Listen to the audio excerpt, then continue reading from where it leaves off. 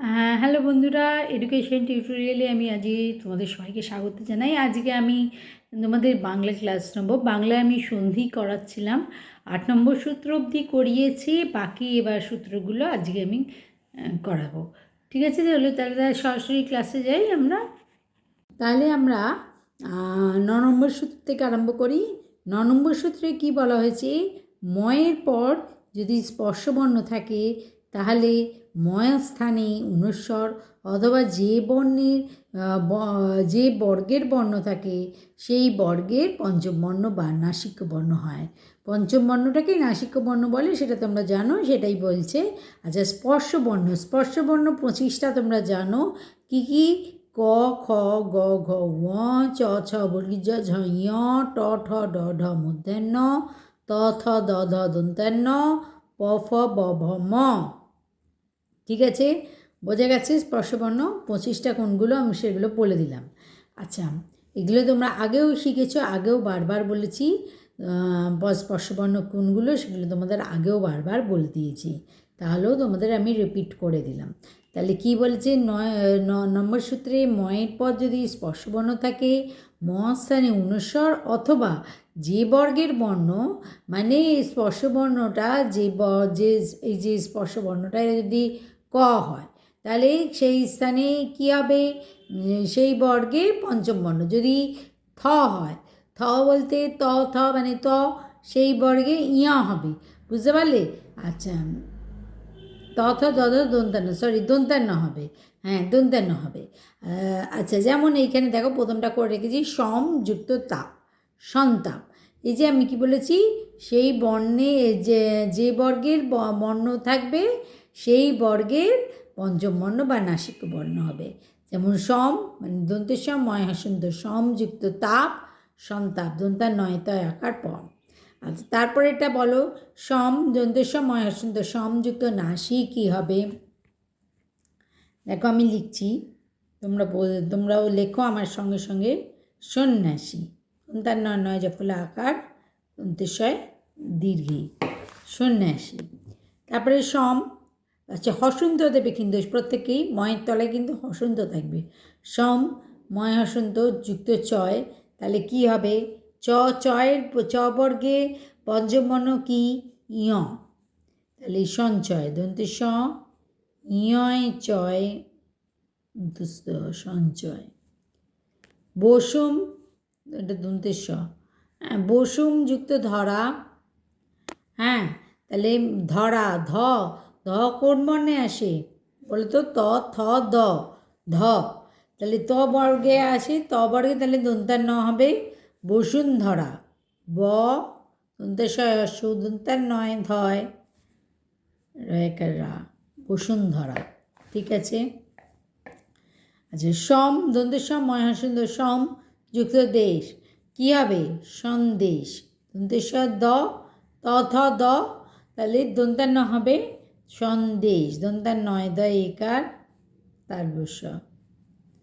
আচ্ছা, এখানে দেখা যাচ্ছে সংকীর্ণ, সংকীর্ণটাকে ভাঙতে হবে। সংকীর্ণ ভাঙবো কী করে? সম ময় হসন্তটা অবশ্যই দেবে, কীর্ণ কয় দীর্ঘী মধ্যাহ্নয় রেফ, ঠিক আছে, সংকীর্ণ। বুঝে গেছে এই সূত্রটা? 10 নম্বর সূত্রে দেখো লেখা আছে, ময়ের পর যদি ত থাকে তাহলে ময়ের স্থানে দন্তার ন হয়। যেমন গম, গম ময় হসন্ত গম যুক্ত তব্য গন্তব্য, দন্তার নয় তয় বয়ে ফলা গন্তব্য। ঠিক আছে। পরম, পরম ময় হসন্ত পরম যুক্ত তু, হসন্তগুলো দিতে কিন্তু ভুলো না তোমরা, হসন্ত না দিলে কিন্তু মার্কস কেটে নেবে বা কেটেও দিতে পারে, তোমরা কিন্তু কিছু কমপ্লেন করতে পারবে না। পরম যুক্ত তু হবে পরন্তু, প র দন্তার নয় তয় হর্ষ পরন্তু। নিয়ম যুক্ত তা, নিয়ন্তা, নি অ দন্তার নয় তয় আকার নিয়ন্তা। শাম যুক্ত ত কী হবে বলো তো? শান্ত। কিম ময় হাসন্ত কিম যুক্ত তু কী হবে এটা? তোমরা বলো কিন্তু। আচ্ছা, তারপরে যে আক্রান্ত, এটাকে ভাঙতে হবে। আক্রান্ত, আক্রান্তটাকে ভাঙবো কী করে? আক্রম,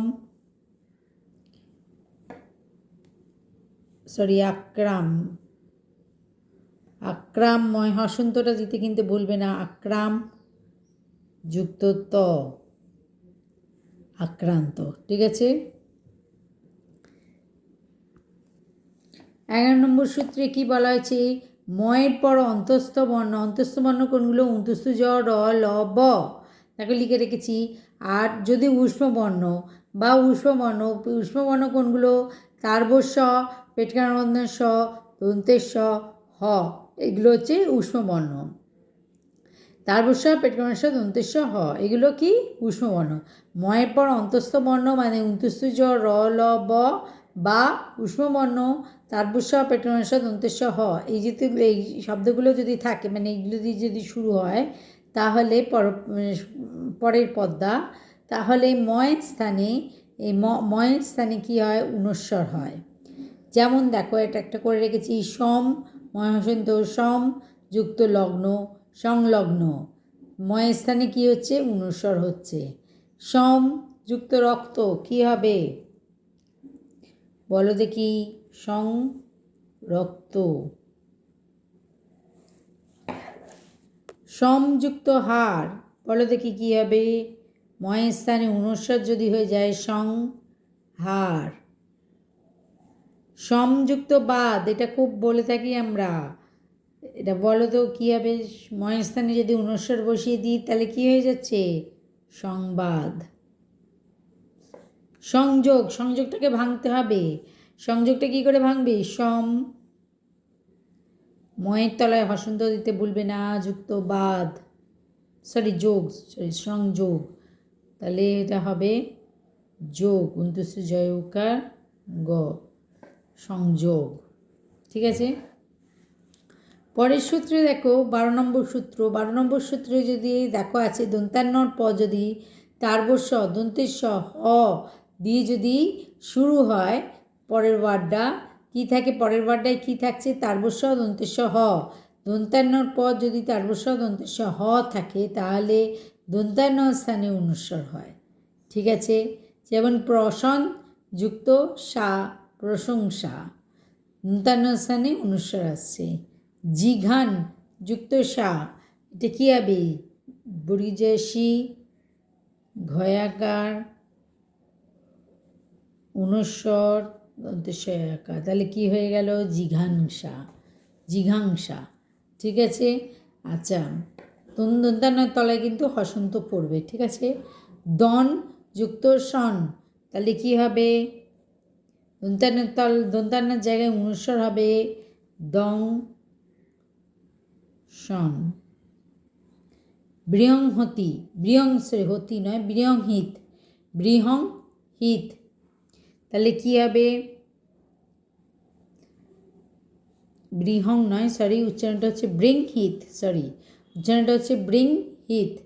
তাহলে ঊনস্বরের জায়গায় দন্তান্ন বসবে, বৈরি দন্তান্ন, বসন্ত, বৃন হিত। ঠিক আছে, বোঝা গেছে এত দূর? 13 নম্বর সূত্রে দেখো, স্বরবর্ণ যদি প্রথম পদে, প্রথম বর্ণে যদি যদি প্রথম বর্ণে যদি শেষ বর্ণ যদি স্বরবর্ণ হয় এবং পরপদে যদি প্রথম বর্ণ যদি সরি ছ হয়, তাহলে কি হয়? ছ স্থানে চয় ছয় হয়। তাহলে স্বরবর্ণ প্লাস চ হলে চয় ছয় হচ্ছে। স্থানে ছ থাকলে ছ স্থানে চয় ছয় হচ্ছে। তাহলে স্বরবর্ণ প্লাস ছ, তাহলে ছ স্থানে চয় ছয় হচ্ছে। ঠিক আছে। আবার বলছি অবযুক্ত ছেদ, অবচ্ছেদ, এখানে কিন্তু যেহেতু এটা স্বরবর্ণ, সেই জন্য এখানে কিন্তু হসন্ত পড়ছে না। ঠিক আছে। অবযুক্ত ছেদ, অবচ্ছেদ, দেখো ছয় স্থানে চয় ছয় হচ্ছে, অবচ্ছেদ। বৃক্ষ যুক্ত ছায়া, কী হবে? বৃক্ষ ছায়া।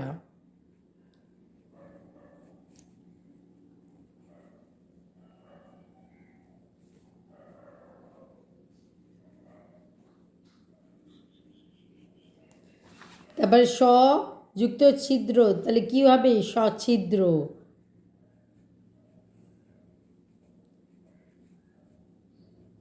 দেখো ছয়ের জায়গায় ছয় ছয় বসছে, বৃক্ষ ছায়া তো বৃক্ষ ছায়া হয়ে গেল, ছয়ের জায়গায় ছয় ছয় বসছে। পরি যুক্ত ছেদ, তাহলে হবে পরিচ্ছেদ।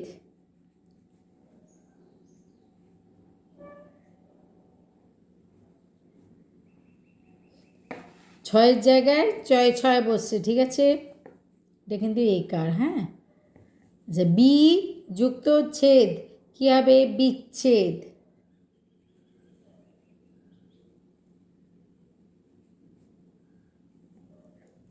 পরিযুক্ত পরিচ্ছন্ন আছে, পরিচ্ছন্নটাকে আমরা ভাঙতে হবে, কি করব? যুক্ত ছন্ন,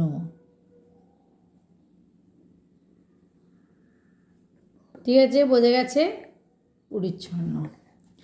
আচ্ছা, 14 নম্বরের সূত্রটা একটু মন দিয়ে দেখো। 14 নম্বরের সূত্রটা কি হচ্ছে? উদ উপসর্গ প্লাস স্থা বা স্নব স্নব যদি থাকে তাহলে স লোপ পায়, ঠিক আছে। এর তিনটেই থাকে, এই মোটামুটি এই ধরনের এরকম তিনটেই পেয়ে যাবে প্রতিটা বইতেই, তোমরা দেখে নিও। আমি এই তিনটেই তোমাদের করিয়ে দিলাম। উদ যুক্ত স্থান উত্থান, থয় থয় আকার হয়ে যাচ্ছে, দন্তেশ্বটা লোপ পাচ্ছে। উদ যুক্ত স্থিত উত্থিত, থয় থয় হয়ে যাচ্ছে, স্থটা লোপ পাচ্ছে। উদ সব হসন্ত পড়বে কিন্তু উদে। উদ যুক্ত স্তম্ভ উত্তম্ব, তয় তয় ময় ভয় উত্তম্ব। আচ্ছা, 15 নম্বর সূত্রটাও একটু মন দিয়ে দেখো। সম ও পরি উপসর্গ, সম ও পরি উপসর্গের পর ক্রি ধাতু থাকলে শয়ের স্থানে স্থয়ের আগমন ঘটে এবং ম লোপ পায়, ম লোপ পায় এবং ময়ের জায়গায় কী হয়? অনুস্বর হয়। তাহলে শয়ের আগমন ঘটে এবং ময়ের স্থানে কী হয়? অনুস্বর হয়। যেমন দেখো, সমযুক্ত কার সংস্কার, অনুস্বর, ম লোপ পেয়ে অনুস্বর হলো আর দন্তেশ্বর আগমন ঘটলো। পরিযুক্ত কার, এখানে কিন্তু পরিষ্কার হবে, পেটকানা বন্ধনের শয় কয় আকার র হবে। স বলেছি শয়ের আগমন ঘটে, তাহলে এখানে পেটকানা স আগমন ঘটছে।